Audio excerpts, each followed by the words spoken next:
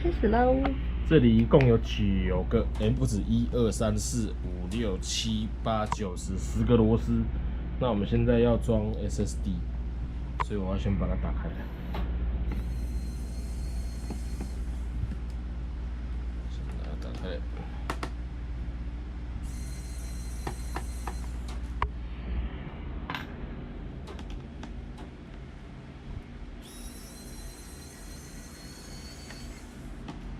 这怎么那么帅？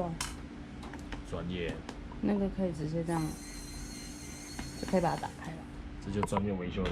是哦。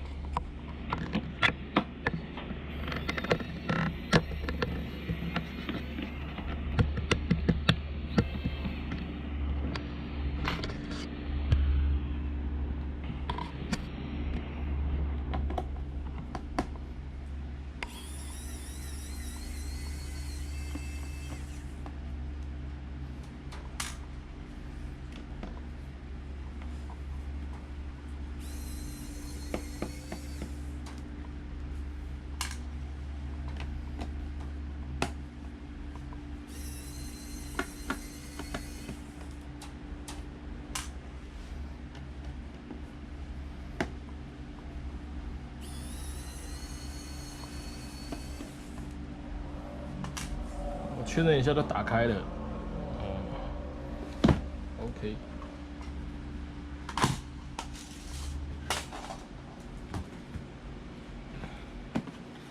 然后我们就用指甲抠喽。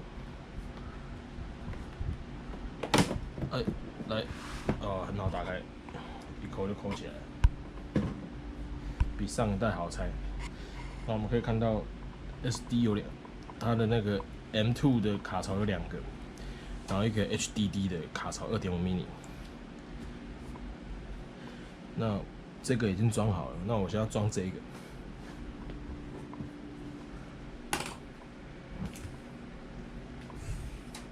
来要装这个，这个是 SN720， 是 WD 的硬碟512G。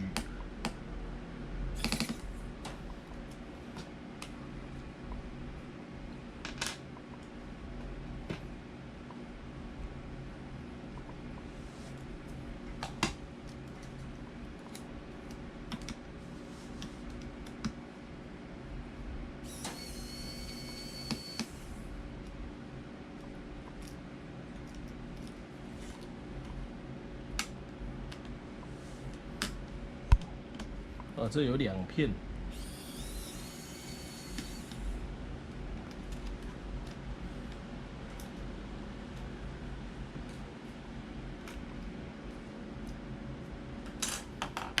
那我们把它装进去。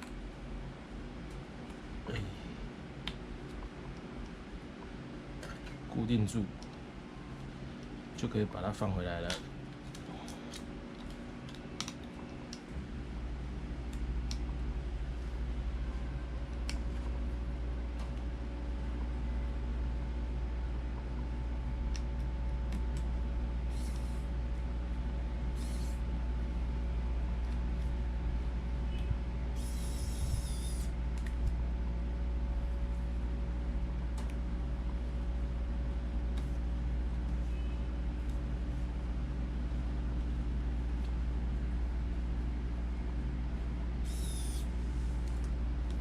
好，装好了。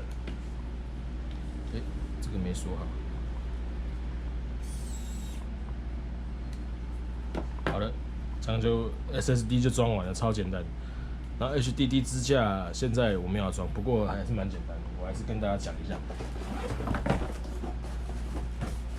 你买这台，它里面会附这个 HDD 支架，然后它会有一个传输线，这个它的这个SATA 的线，那它是接在我看一下。这边，我们这边会看到一条线，它这个有个排线，这里就从这边插下去，然后往这边来拉过来，然后这个支架就把硬碟塞好4边，就好像套那个手机壳一样，套好之后，然后把它放在这里固定好，这样子接着就可以了。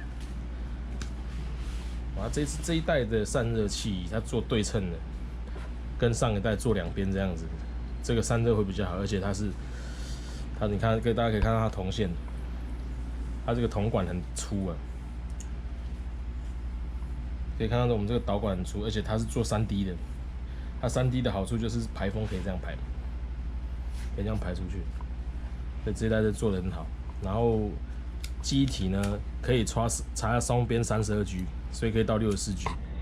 然后它的硬碟就3个嘛，它电池容量是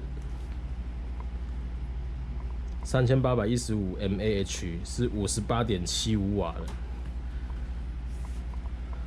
估计这个用起来，如果是待机模式，应该可能用3-4个小时而已啦，就一般，很一般。但就对于电竞笔电来说，就差不多这样。好，我们接下来看功能哦。